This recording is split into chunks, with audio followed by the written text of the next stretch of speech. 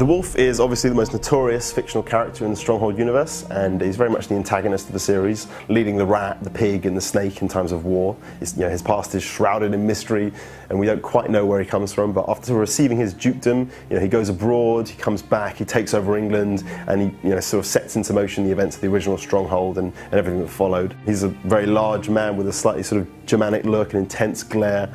He lacks any sympathy for others, making him a pretty terrible AI companion if you ally with him, because he just generally won't listen to you. I would rather tear down your castle with a spoon than offer you assistance. He's cold and calculating, he only cares for himself and the power he has over his lands.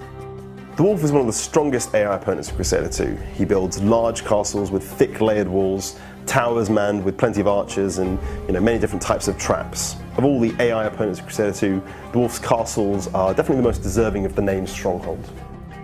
In the Crusader games, the wolf is a more defensive player, but he's no less dangerous. He will attack you in force later on in the match rather than harassing you early on. But leave him alone long enough and the wolf will often be the lord with the largest number of troops, meaning that the longer you wait before attacking, the more difficulty you'll have in defeating him. The wolf drives his productive economy with high taxes of fear, as he would, giving out rations and ale to counter his negative popularity. The wolf uses loads of heavily armoured troops, meaning that you will need powerful units to repel him, and similar numbers as well. Crossbowmen and stationary defences are really great for taking out armoured troops, but you'll also want to put your archers on high towers to give them the best possible range advantage. Sending out squads of horse archers is a great way to thin his numbers or distract his troops as they come to your castle, but if they finally get there, pitch ditches are a great way to take out swordsmen. But to be honest, if the wolf's forces are at your castle walls, it might be too late. So when it comes to attacking the wolf, it really is the earlier the better. The skilled player can prevent the wolf from building his fortress by rushing him early on with a reasonable number of assassins and horse archers. While your assassins can handle themselves in a fight, the horse archers can take out the low number of defending troops that the wolf has at the start of a match.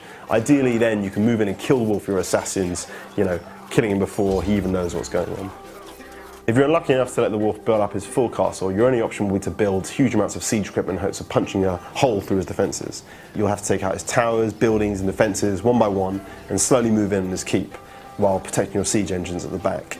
As soon as there's an opening, you'll need to rush your assassins in behind them to kill the wolf. The use of slaves works as an alternative strategy, setting fire to his economic buildings outside the walls, but this can be difficult with their low health and the wolf's fondness for archers and traps of all shapes and sizes.